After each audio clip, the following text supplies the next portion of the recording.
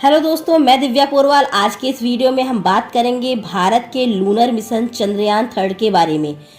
सब कुछ जानेंगे व सीखेंगे। जैसा कि आपको ज्ञात है कि चंद्रयान-3 में थर्ड से ही हमको पता चलता है कि यह इसरो का चंद्रमा पर थर्ड मिशन है। चंद्रयान-3 एक स्पेस क्राफ्ट का नाम है जो कि 14 जुलाई 2023 दोपहर 2:35 पर सतीश धवन स्पेस सेंटर श्री हरिकोटा आंध्र प्रदेश से लॉन्च किया गया था। यह पूरा स्पेसक्राफ्ट 3 भागों में विभाजित किया जा सकता है, जिसमें एक लैंडर, एक रोवर व एक प्रोपल्सन मॉड्यूल है।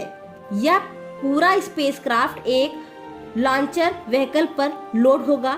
लॉन्च व्हीकल का नाम LVM-3 है, जो कि एक 3 स्टेज लॉन्च व्हीकल है। इसरो ने इसे कम्युनिकेशन सैटेलाइट व स्पेस क्राफ्ट को जियो स्टेशनरी ऑर्बिट पर भेजने के लिए डिजाइन किया है। अब आप लॉन्च व्हीकल व प्रोपल्सन मॉड्यूल में कंफ्यूज मत होना। लॉन्च व्हीकल का पर्पस स्पेस क्राफ्ट को ऑर्बिट तक कैरी करना है। इसके बाद लॉन्च व्हीकल का कोई यूज नहीं रहता। लॉन्च व्हीकल या तो स्पेस में जल जाएगा या समुद्र में गिर जाएगा। एक बार स्पेस क्राफ्ट अर्थ ऑर्बिट तक पहुंच जाएगा तब पृथ्वी के इलिप्टिकल पाथ पर घूमना शुरू कर देगा, जैसा कि एक रेगुलर सैटेलाइट करती है। अगर आप केपलर के नियम जो ग्रहों पर आधारित है उनको पढ़ेंगे तो केपलर के 3 नियम ग्रहों के मोशन की जानकारी देते हैं।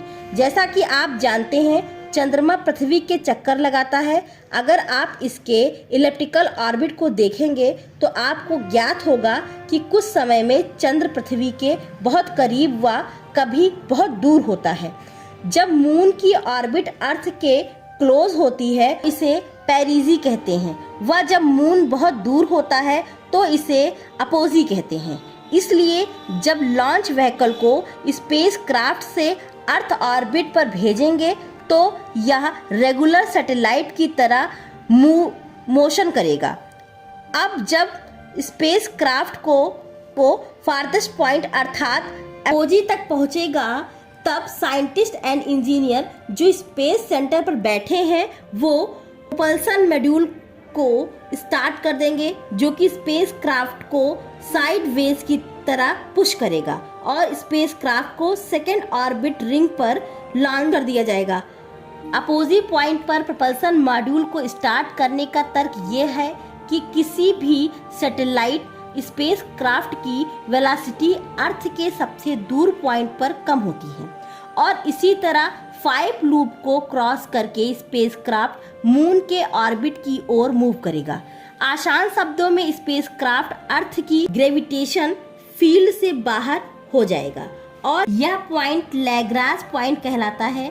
मींस ऐसी जगह जहां 2 बड़े मास को ग्रेविटेशन फोर्स इक्वल हो।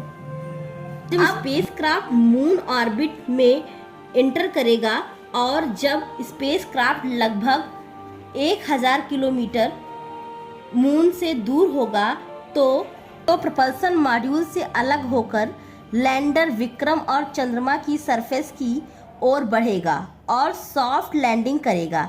अब प्रश्न उठता है कि प्रोपल्सन मॉड्यूल का क्या होगा। जैसा कि मैंने कहा कि 100 किलोमीटर रहते प्रोपल्सन मॉड्यूल से लैंडर अलग हो जाएगा, पर प्रोपल्सन मॉड्यूल चंद्रमा के चक्कर लगाता रहेगा।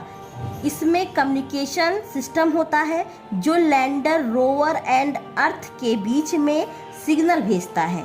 चंद्रयान-3 में propulsion module communication relay satellite का काम करेगा। प्रोपल्सन मॉड्यूल में लो व हाई गेन एंटीना होते हैं।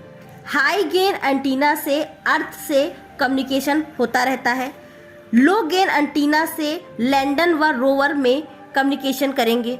जब लैंडर प्रोपल्सन मॉड्यूल से अलग होगा वह एक सॉफ्ट लैंडिंग करेगा। सॉफ्ट लैंडिंग के लिए इसमें 4 इंजन होंगे जो इसे अपवर्ड थ्रस्ट प्रोवाइड करेंगे ताकि यह धीरे से चंद्रमा पर लैंड करे। ये समझना महत्वपूर्ण है कि लैंडर लॉन्चर सरफेस पर साउथ पोल पर सॉफ्ट लैंडिंग करेगा। अब आपके मन में सवाल उठा होगा कि ये सॉफ्ट लैंडिंग क्यों महत्वपूर्ण है। हम पैरासूट क्यों यूज़ नहीं करते?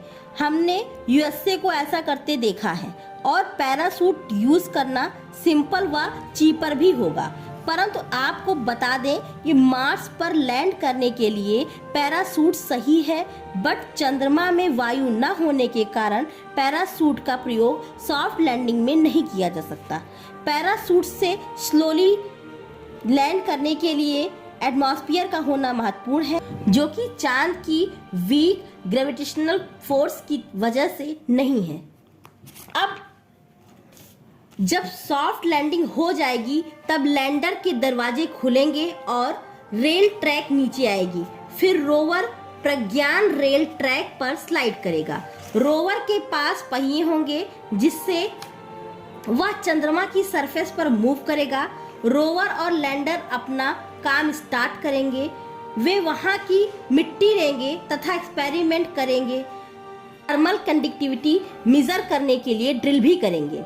फिर ये वाटर साइन को सर्च करेंगे और लूनर जूलॉजी व इन्वायरमेंट को समझेंगे। आपको बता दें propulsion module 2148 kilogram, lander Vikram जो कि मूव नहीं करेगा वह 1725 किलोग्राम का है, और रोवर प्रज्ञान जो कि मूव करेगा वह सैंपल कलेक्ट करेगा, एक्सपेरिमेंट करेगा, पिक्चर क्लिक करेगा, चंद्रमा के सरफेस को मैप करेगा, सरफेस ड्रिल करेगा। ओवरऑल रोवर का वजन 27 केजी है। रोवर के 6 पहिए होंगे। यह सोलर एनर्जी लेगा। इसमें 2 स्पेक्ट्रोमीटर हैं जो स्टडी करेंगे। यह 14 डेज तक मूव करेगा। विक्रम लैंडर में 4 यंत्र होंगे। सिस्मोमीटर जो कि मून के कंपन को देखेगा। दूसरा यंत्र मून की सरफेस की हीट को मापेगा। तीसरा यंत्र मून की प्लाज्मा एनवायरनमेंट को स्टडी करेगा। चौथा यंत्र ग्रेविटेशन इंटरेक्शन अर्थ व मून के बीच देखेगा। और ये सारा डाटा डिजिटल फॉर्मेट में कलेक्ट होगा तथा इलेक्ट्रोमैग्नेटिक वेव्स प्रपल्सन मॉड्यूल तथा उसके बाद अर्थ पर भेजा जाएगा। हालांकि चंद्रयान 2 जो जुलाई 2019 में लॉन्च हुआ था वह अभी भी ऑर्बिट कर रहा है, परंतु सॉफ्ट लैंडिंग न होने के कारण वह मिशन में असफल रहा। और एक इंटरेस्टिंग फैक्ट यह भी है कि इस प्रज्ञान रोवर के व्हील्स पर इसरो लोगो छपा है, जो इंडिया की प्रेजेंस मून सरफेस पर मार्क होती है। यह छाप इंडिया के ग्रोइंग स्पेस प्रोग्राम की याद की तरह है। चंद्रयान 3 की पूरी कास्ट 615 करोड़ है। लैंडर रोवर 23 अगस्त तक चांद पर पहुंच जाएगा। तो आशा करते हैं आपको यह वीडियो पसंद आया होगा। धन्यवाद।